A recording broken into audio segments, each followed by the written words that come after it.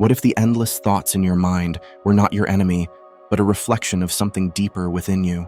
In a forgotten village, cradled by mountains and shadowed by mist, there lived a young woman named Aiko. Known for her sharp mind and tireless ambition, Aiko was admired by all. Yet her restless heart was a secret she kept hidden. Her thoughts ran wild, like a river in flood, overwhelming her with doubts, fears, and endless questions about the past and the future. She couldn't find peace, no matter how hard she tried. One evening, an old storyteller came to the village, speaking of a mystical artifact hidden deep within the sacred forest, a mirror said to hold the power to reveal the true nature of one's soul. It was called the Mirror of 1,000 Faces. The mirror, the elder said, showed not just a reflection, but every hidden layer of the beholder, their fears, joys, regrets, and dreams. Desperate for relief, Aiko resolved to find the mirror, hoping it could free her from the prison of her own mind.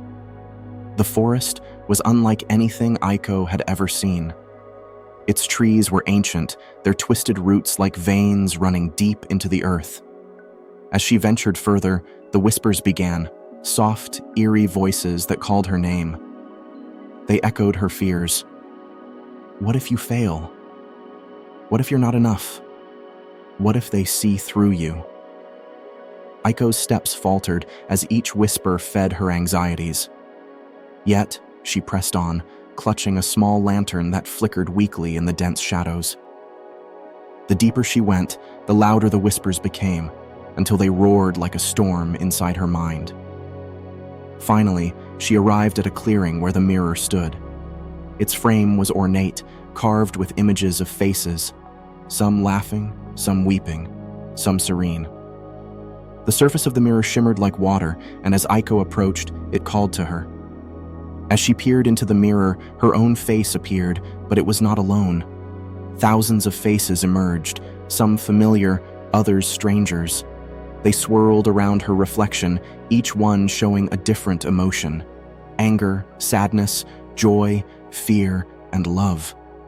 The sight overwhelmed her and she stumbled back. "What does this mean?" she whispered. A voice resonated from the mirror, soft yet powerful. "You are all these faces, Aiko. The chaos within you exists because you resist them. You fear your anger, bury your sorrow, deny your joy. But they are all part of you. To fight them is to fight yourself." Tears streamed down Aiko's face as she realized how much she had battled her own emotions, trying to suppress them instead of understanding them. "What should I do?" she asked. The mirror glowed brighter.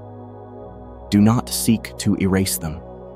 Instead, embrace them. Look at each face with compassion. When you stop resisting, the storm within will settle." Aiko took a deep breath and gazed into the mirror once more.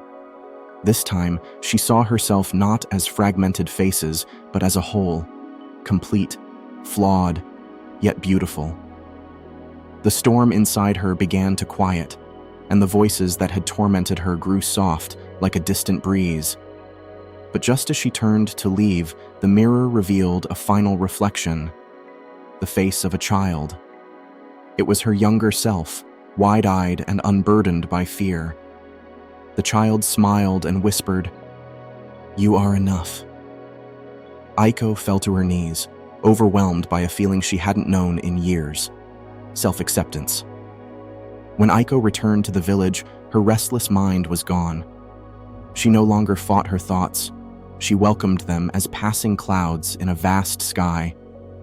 Her friends noticed the change in her, a calmness, a lightness that inspired everyone around her. She began teaching others what she had learned from the Mirror of 1,000 Faces. Peace doesn't come from silencing your mind, but from understanding it.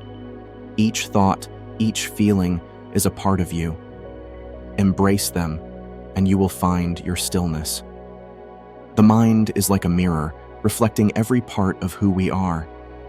When we stop fighting our reflections and start embracing them, we discover that even the most chaotic storm can reveal a profound stillness.